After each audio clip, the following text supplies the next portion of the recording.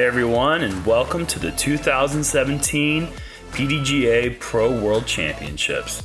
We're really excited to bring to you the first round coverage from the awesome W.R. Jackson course from the IDGC. Got Big Julie commentary team, Jeremy Koling, joining the booth by Paul Ulibarri.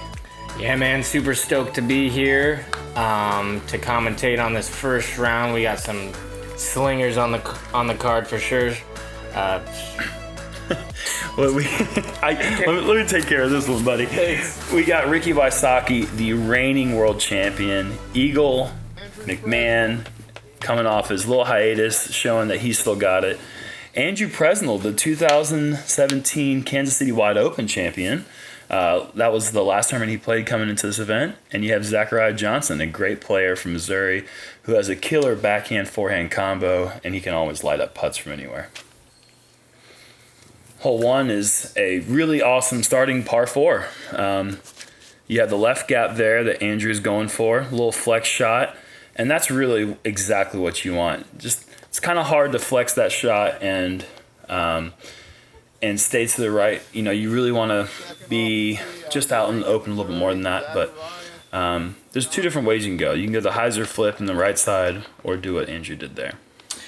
Yeah, they really did a good job with the design here at Jackson, starting you off with a really tough par 4, but they really give you multiple options to attack this hole. Yeah, it's a typical John Houck design. He really likes to challenge different layup zones, different ways of getting to different spots in the course, and really give you that tight wooded feel, but give you some options to go out there and different ways to attack the course. Like you see Ricky actually going sidearm off the tee here. You don't typically see this play, but him being one of the best sidearm players in the world, it's no surprise, but he catches the bad kick and goes left, where you absolutely do not want to be. No, just like any hole in this course, anything off the fairway is death. So you really have to pick and choose your spots where you want to be aggressive, and you really want to find the best way to just land somewhere where it's not real thick, because that's pretty much everywhere. Yeah, off the fairway here at Jackson, I mean, you're going to see these guys. You're going to see sidearm rollers, sidearm annies, big turnovers, anything to get back to the gap. And before the round even started, Yuli said plus or minus 5 flick rollers for round. I took the under, but we already have one on hole 1 from Ricky there. Zach doing the smart play of just pitching up, trying to get to the corner. And that's so hard to do on a course like this because the fairways are pretty big, it seems. And so it's tough to just take your medicine and pitch out. Right. And that is a really aggressive shot. And wow, he laid it down amazing. What an incredible shot from the woods there. This place is all about picking and choosing your spots. And I'd say most players would not pick that as a spot to be aggressive. And Eagle found an opportunity, went for it, executed a great shot. He's going to have about a 25-foot look for a great birdie on hole 1. Yeah, that was incredible. And then Andrew just kind of pulls it and gets the baby kick, which is almost worse than hitting the tree dead center. Yeah, so. you see one of those kicks almost every hole out here. There's just, you said that they're wide fairways, they're fair fairways. Mm-hmm. I mean, there's some places where it opens up and it's kind of wide. And you saw Zach there push it as wide as you can possibly go, and he ended up inside the circle. He'll have a putt for par. And Ricky leaving that a little left, a little further left than I would think. So he's gonna have kind of a tester putt to start his round off. Andrew's probably just giving that a little bit of a bid if he can, but really just more of a layup than anything else. And a 4 in this hole really isn't a bad thing to get up. And Ricky doing Ricky does. Nice par save there from Rick. You definitely want to, getting that blood flowing with that first putt from circle's edge is a great way to start your world championships. And this would just be an incredible 3, which he makes good, and that's just like you said, so aggressive with his second shot, and it's nice to see something like that pay off. It's hard to throw a standstill, like patent pending style roller, and he did it with power. I mean, just to do it and have some sort of accuracy is impressive, but to actually land it down with the power to throw it 400 feet up the hill through those trees and inside the circle is just really awesome. Zach just cleaning up here. And those are good. 3 good pars there, especially for the drives that weren't all in the fairway. And Eagle with the incredible bonus birdie from not being quite in the position he wants to be in. And on to hole 2, they changed up the numbering on this course to make the course a little bit easier to play. The transitions make a little bit more sense. This used to be old hole 7, but now it's hole 2, and it's a 390-foot right-hand, backhand hyzer. It's kind of like a flip-up shot, I'd say. Yeah, it's definitely a tricky line because it sets up to where you want to throw the hyzer, like Eagle's doing. But when you throw the hyzer, unless it flips up and keeps going straight, you're going to end up left. Yeah, no matter what. Which somehow he kept his straight, and that was a really great shot from Eagle. Yeah, anything in the circle's great here. Yeah, probably right at circle's edge. It's really easy to do what Andrew did there and pulled it over a little bit too far right, and he got a nice kick out of the woods there. He's left himself about 80 feet or so. But yeah, with this corner being as tight as it is on the left side, keeping it hugged down the right side and flipping up, just as Zach's doing right here, this looks picture perfect if it misses all those trees there. Yeah, and they're making that look way too easy. That's a difficult shot. Let's see if Ricky can follow suit.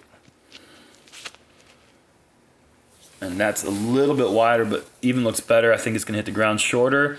Skip right up to it. Yeah, that's not bad. A little kiss. Yeah. Come on, where's the FollowFlight? Oh, there it is. There it is. We knew it was coming. Oh, yeah. That's beautiful. Yeah, you can't throw that any better, really. I mean... Obviously. Perfect. That's why Guy's the world champion. And Andrew, this is a guy that I hadn't met until last week at the Kansas City Wide Open, and he really impressed me with his solid play from start to finish.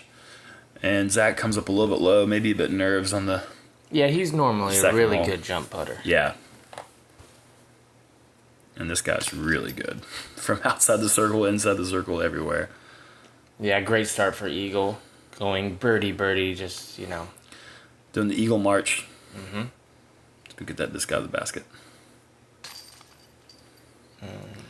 And Andrew plays with indoor soccer shoes, which is a unique shoe choice on the disc golf course. But he seems to like it, so whatever works for you. And there's Zach picking up there. So 2 birdies, 2 pars. Good start for Eagle, and Ricky's right behind him. Hole 3, they changed this hole up as well. It used to be a really short, less than 400-foot par 4, but they made this a par 3. There's a good change, I think, on the IDGC's part. Make this kind of a must-get, straightforward birdie right down the tunnel. A course as big as this one is, as technical as it is, it's nice to have a couple of birdie shots right there in front of you. Yeah, really the only trouble is right. There's like a ditch that has out of bounds, and then if you go too long, it's actually kind of a fast green past the basket, which you can't really see from the tee. So yeah, it's just on a little bit of a mound there, and anything can happen there. But Ricky's just going to attack that. That looks like probably be a harp. Yeah, I think so, and that's a good shot. Just making sure to give himself a look. And this right here is Presnell's green drone. He throws this thing all the time. He is really good with that disc. And actually, I would assume it's his green drone. He also is sponsored by Full Turn, and I don't know the names of those, but he does really well with that green drone. And there's Zach's a little bit further left than he wants, but he's probably just inside the circle's edge.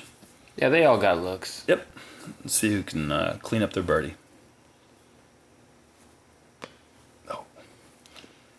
And he's going right at that OB.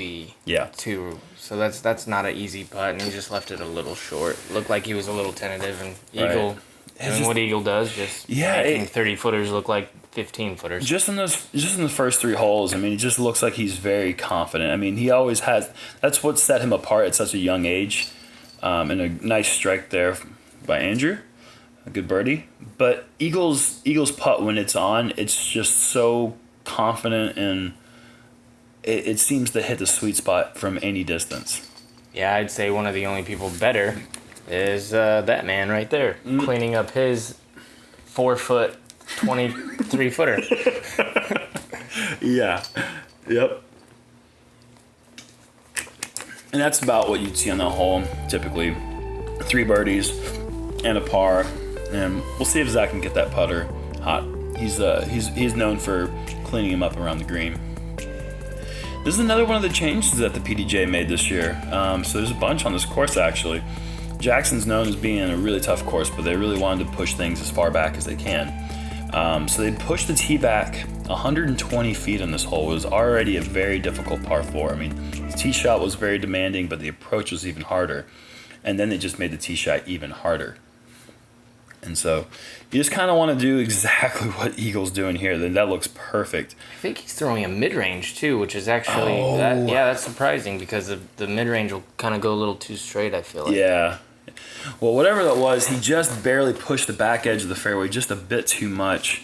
And that's a fast, high-speed, overstable driver, and that's exactly what you want. Maybe even too far left. Yeah. There's a couple different routes there. If he does go too far left, there is a backdoor route that you can go with either a forehand or a turnover.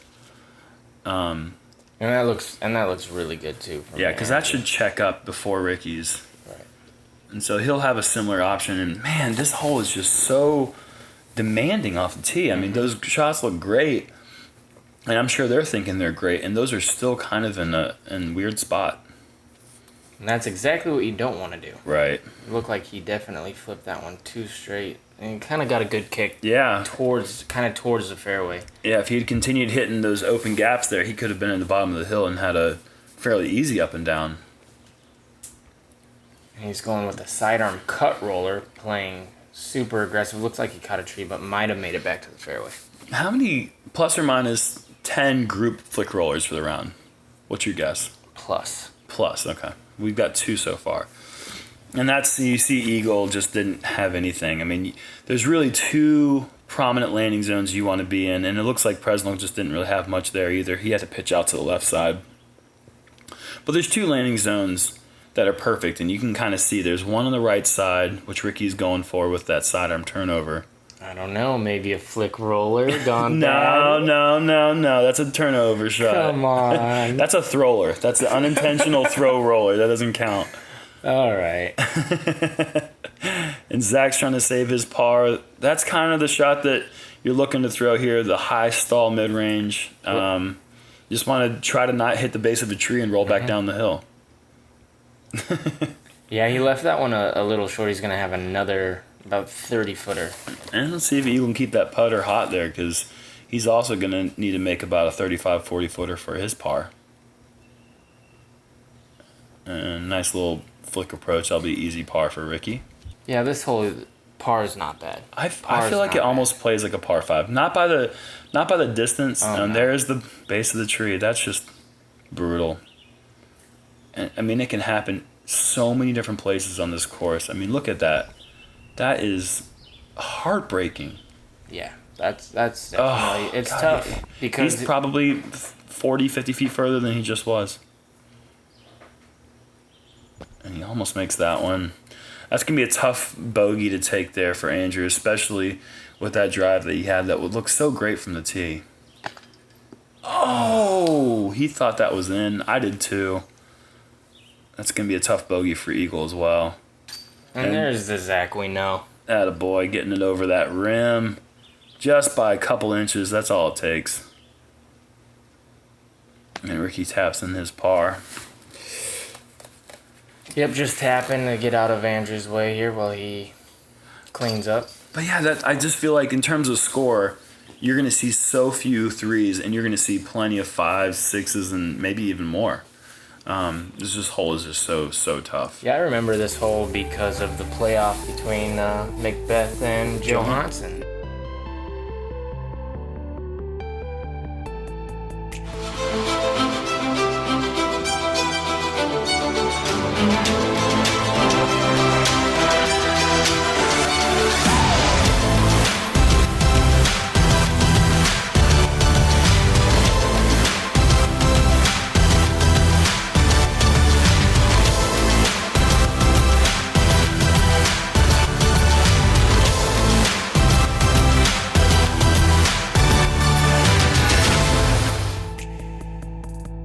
on the hole 5. Another just, I mean, we're going to say this a bunch, but this is just a very demanding par 4. This is a championship level par 4 all the way through. It's maybe, I would say maybe a few trees could even come down on this one, but you're going to see sidearms and turnover shots from the tee for right-handed players. And you kind of want to, it's really easy to go too far off the tee with the sidearm, so you have to throw something that checks up. You want to get something that goes far right, but if you throw something that doesn't turn hard right at the end, you could easily be in the rough long. Yeah, I'm not a big fan of the hole because you can throw great shots and bad shots like that one and be in the same place. Or you could throw a great shot, hit a middle tree, land by a middle tree in the middle of the fairway and not have a shot. So you're saying you don't like the woods? Well, just woods golf in general. Just this particular hole because the landing zone has these ones exactly right here, all these trees. And right there, you actually see Eagle land exactly what I was saying. He threw a little bit too far off the tee, and he's going to have a really tricky approach. And Andrew, one thing that I did notice about his game in Kansas City last week, he does not throw many forehands. I don't think any at all. And this shot, you can throw an understable mid-range and get where you want to be on after the tee shot, but it's a lot more difficult than just throwing a sidearm. See, and that's my point, though. He went off the fairway, and then he pitched back to the fairway where he's probably not going to have a shot. Right. This is, like I said, demanding all the way through. Oh, what a great shot, though, from Zack. Zack put himself in a great position. This is a great birdie to pick up on the course. Now, there is this little flexi line that he just found when you go a little far, and that's a really good shot. You can't tell from the angle of the camera, but from where he was, that's a great look for, I mean, a long putt for his par, but to even have a look for par is really impressive. Yeah, that was a thin and line. Rick's got that sidearm game down pretty good. And he's still got to work for his birdie. He's probably just inside 30 feet as well. Like you were saying, I just can't imagine playing a hole like this and not having a sidearm. Oh gosh, yeah. I mean, this course, like that's why Ricky has really good options out here. I mean, you really want to be able to have the right turning, left turning shots. I feel like actually overall, this course does favor the right hand backhand player. A lot of these fairways have favorable landing zones and the angles set up better for a backhand turnover or the backhand hyzer. And there's Ricky with a. Wow, that wasn't a swish putt. He actually had to use the rim. He's losing it. Yeah, no, he's probably not going to be good anymore. That's a great birdie. And Zack, yeah, he just looks like he's not ready and he's being a little tentative on those putts. Maybe just take a little more time and there's nothing more frustrating than missing 3 birdie putts low. I mean, you've already seen the putts come out low. You got to make the adjustment. That's one of the things that separates, the good players from the best players is making adjustments mid-round. But Presnell with getting away with the 5's not bad after that really, really bad kick, and Ricky picks up a great birdie there. Hole 6 is, would you know it's a demanding par 4? I mean, this is what you get at this course. You're going to have to pick a line. There's a couple different routes. Again, another trademark John Houck design where you have a middle route, a hyzer route, and a inside route. But you're going to see most players do what Ricky did here, or at least try to. Throw down that middle route right there. And getting across that road right there is impressive. But getting 50 feet past it is really, really good. They moved this pin back about 60 feet from previous years, which makes this hole even harder. And it sets up for a good tee shot even better than before. And Zack's shot looked really nice there, but maybe just a bit too much turn. And this tee shot, that looks like a big gap on camera, but when you're there in person, that is not a very big gap. No. And I've seen plenty of people hit early and go into the OB. Straight back in the bridge. Yep. And then you're looking at a big, big number. So to see these guys hit that gap, that's really the goal, is to get off the tee. And then after that, you can kind of work your way up the fairway. But they all threw actually pretty good drives. Yeah, and this hole in the past, getting off just making it across the bridge through the initial gap would put you in a spot where you could still get up and down. But now I feel like you really have to execute a solid 370-foot drive at the minimum to even have a chance. I mean, that's just so freaking good, man. That's a thin gap. Look, you can barely see him. And he threw the nice late turn there. Eagles making it look really easy. That was a beautiful shot. But you really have to be in position off the tee because these gaps up towards the green are very thin. And if you are 300 feet away from them or more, it gets really difficult to pick and choose what gap you're going through. And Ricky chose the smallest gap ever to go through. So I don't think he chose that one, but he's starting to take it. Yes, sidearm roller. Is that 3? Did he throw one before? What was the shot before? No, that was a sidearm turnover. So that's 3 for the round so far. And not much you can do from there. He'll take his par. Yeah, and 4 is okay on that hole, really. Yeah, it's not a par 5 by no means, but it's close. Right. I mean, I kind of feel like it's a hard par 4. Yeah, and there's really no gimme par 4s on this course. They all take one great shot to get to a good spot, and then another great shot to capitalize on your birdie. And if you don't throw 2 good shots, you can't just get away with one good one on any of these holes. And that's what you need to be playing at the World Championships. I agree. For sure. And that brings up an interesting point, actually, because there's this is a new format for the World Championships. Obviously, it was just the Open and the MPO and the FPO this year, and no age-protected divisions. And so a lot of people are talking about that, but they're also talking about how we're playing less golf, quote-unquote less golf, because we're not playing 7 or 6.5 rounds in the final 9. What you need to take into consideration is that we're playing a par 68, and I believe Port Gordon's a par 69 or something like that. And the golf itself, we're playing just as much golf in these 4 rounds than we ever have in the 5 or 6 rounds that were much more deuce or die type courses. Yeah, we're playing big courses, and so that's something to take into consideration. Like this one, hole 7, 606. Wouldn't you know that? It's another demanding par 4. And this tee shot is just super tight. Ricky throws a really good shot there, but he's still not in the middle of the fairway. You're going to see most people probably throw a soft turnover to get to the top of the hill. Right. And then leave themselves something. Just hope for something towards the pin. I think the gap is to the left side of those 3 trees that you see there with the forehand. Because if you don't go left of them, Eagle's still in the fairway, but he's going to have a tight line, and so is Ricky, obviously. So I think the best play for a forehand player is a flip-up forehand. But like you said, a soft turnover like Presnell threw there is really the key if you don't get stuck behind the world's largest pine tree. So for you guys at home, the play for this hole at the World Championships is to throw a 400-foot back or sidearm that cuts just around the trees, just like Zack did, and then actually that's a really good spot. That's a really good spot, and you can see from there you're still left with a really tight shot. And Andrew with a really awkward stance there, really unfortunate to throw that nice turnover and still be behind the tree. You know, and he's a great player, but you're seeing this course kind of pick him apart at this point because he's landing in the fairway, but without that sidearm, he's really having to work extra hard for just his pars. And it looked like Eagle's shot was about 4 inches too high. You had that curved tree leaning out into the fairway that if he had been 4 inches lower, he would have been right under the basket. He liked it out of his hand. You could see that he ran around the corner to watch it fly towards the basket.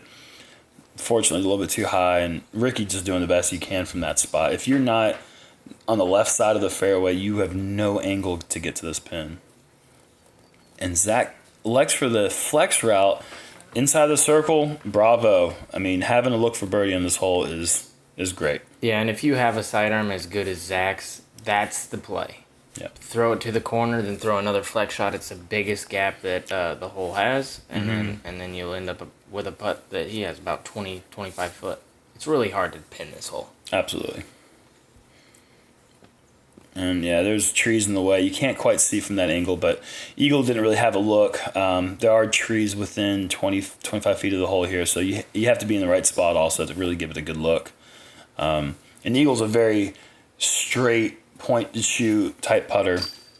And awesome birdie there to pick up from Zach. Kept that one above the rim, bringing home the birdie. Yeah, grabbing one on the whole entire card, that's always a good feeling. Yeah, and you're grabbing one on 90% of the field on this one as well. And tap out pars. Really, par is... it's strange to play disc golf on course where par feels pretty good. You know, with so many of the courses we play on tour, you come down to it's an endurance race of birdies. And to play courses where it keeps you honest, really, really rewards the great player and also the great kicks. But the player who can keep it in the fairway the most often is going to come out with the best score over time. And you're just going to get a lot of pars and a lot of bogeys on courses like this. And sometimes you'd like a little bit more space to breathe because it's so tight and wooded, but it is nice to play a course where it's fair and you know that if you throw a great shot like Zach does here, oh, man, I jinxed them. You're going to get rewarded over time. Well, this is, in my opinion, one of the best holes on the course. Par 5. Oh, man. Whoa. And is Ricky going to get some world champ love? Oh, my gosh, he totally does. He'll tell you that was not what he was trying to do there. So this one, you just want to throw it about 450, dead straight. Yeah, sure. Not left, not right, nope. Because we don't have world titles and we're not going to get the world title kick. Nope. See? Yep. Yeah, Eagle's like, I don't have one of those WCLs yet. So world champ love is what WCL is. So he catches the limb and drops straight down. And Presnell actually throws a pretty good shot, but if you're not throwing it far enough, you're going to get the kick left. And yeah, you can't throw a hyzer here. You have to throw something that stands up and just carries straight. And if you're not in the perfect spot, if you can't see the pin from your drive, which 99% of the drives you can't, then you really have to pick and choose. Once again, you have dual routes here. You have the left route, which is a more narrow way, but it's a straight to the pin route. And you have the much wider backdoor hyzer route.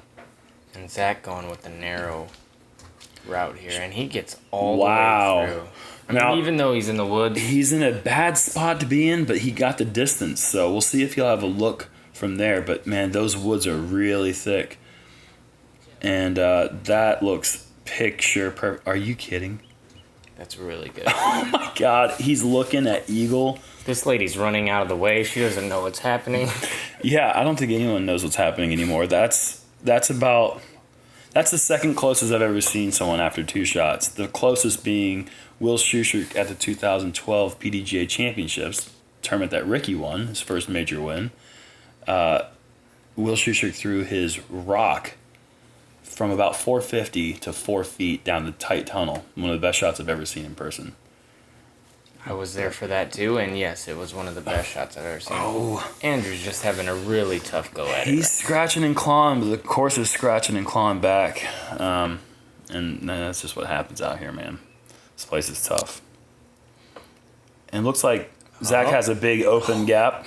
I thought the sidearm roller was coming. And, he throws a great shot and hits the last skinny tree on the green. He would have been parked for his birdie. But he has a putt. And, he still has a putt. Knowing Zach, he's definitely hitting metal on this. So here's Ricky's putt for eagle on a 990-foot par 5. And he airballs it, through the thinnest woods. Yeah, no, that was a great run from there. Hey, I was right. He got metal. Zach has got to get that disc up. Got to get the nose angle up. He's dropping it low a lot. And Andrew's struggles continue on this hole. He's got to make this putt here to get off this hole. He does. And that's an awkward stance. That's a tough putt. He's taking a big number. It's hard to stay concentrated. And that's, hats off to him. That's a really good putt. Yep. Even to clean it up from 25 feet. I mean, he'll definitely need it at the end of the tournament. Yeah, sure. Each one of these is important. Being that it is only 4 rounds in the World Championship, you can't forget about those 28-foot putts. And we haven't really even talked about that the nerves that are going on with these guys right now. This is the World Championships. This is our biggest tournament that we have in the sport of disc golf. And these guys have to go into this course, this tight, thin course, and throw these laser lines. I mean, it's tough, man. These guys, and every shot is so important, being that it is 4 rounds. And on the hole 9, the final hole, the front 9 coverage here, we have a hole that was previously about 360 feet. PDGA did a really nice thing, and they pushed it back to 399 and put it on this mound. So this is just a case of they had the room to make this one a little bit harder, and they chose to make it harder, which is something they've done a bunch on this course. And I think Ricky, God, he was so close. I thought he pured it. I mean, you have to. I don't think that you can air this. You have to, if you're going to throw the forehand, you have to throw a low laser line and get the skip. And we'll see if Zach can do that shot. That's something that he's really good at. And as far right, oh my gosh, look at the work of the cameraman. Over his head. Wow. And he's just outside the circle's edge there. He'll have another long putt for birdie. But this shot, as far right as it goes, the best play, in my opinion, is to throw a forehand. How? It didn't look like that was supposed to happen. What? He hit a tree, and it's like that guy is putting so much spin on his sidearm. I can't even wrap my mind around it. That thing came in the green screaming, and he hit a tree. Yeah. Andrew hit a tree, and he's nowhere near the basket. Yeah, that's what happens when you hit a tree. You're not supposed to be parked. Wow. That was really strange. Eagle's forehand is pretty underrated. I mean, his distance forehand, I don't think many people know how far he can actually throw it. Right. And Andrew there, doing the best he can to keep fighting. I think Zach's got this one. Come on, Zach. Bang. I felt it. There you go. That's a great birdie to pick up there. Yeah, good putt. And Eagle's just... ho-hum. Nice putt, Zach. Yeah, I'll just park it. I hit 3 trees, and I'm... Yeah, Zach threw the perfect line, had to make a jump putt. Eagle hits trees, bang, bang, parked. I mean, he threw a good shot, but it just blows my mind how much spin he gets behind the disc. Anyway, so Ricky with a quality front 9, 5 down, the front's great, and Eagle with a nice 2, Zach with a great jump putt. We'll see if Andrew can turn things around the back 9. Have a great card here, and we're gonna see how how Ricky can finish up his first round at the World Championships, being the reigning world champion. So stick around, check out the back 9 coverage. Thanks as always to Jomez. Thanks to the PDGA and Innova Champion Discs, and we'll see you guys soon.